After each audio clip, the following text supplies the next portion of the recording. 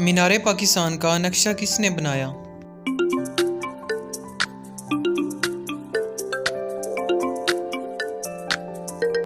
मुराद खान ने।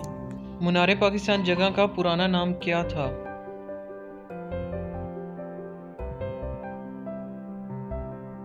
मंटो पार्क।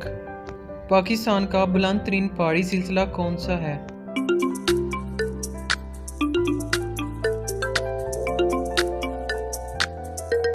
कराकरम। पाकिस्तान के पहले मेडिकल कॉलेज का नाम बताएं।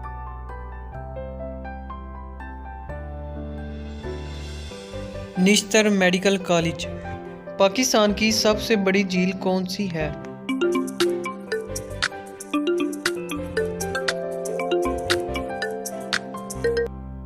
मंशर झील। पाकिस्तान की सबसे बड़ी सनत कौन सी है?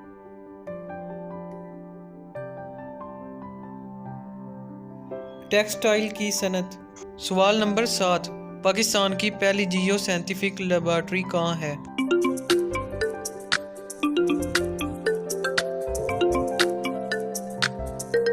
इस्लामाबाद में। क़याम पाकिस्तान के वक्त सबसे पहले कौमी परचम किस सूबे और शहर में लहराया गया?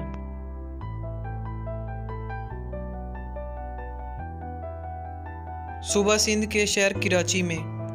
तो क्या आप बता सकते हैं उर्दू का मतलब क्या है?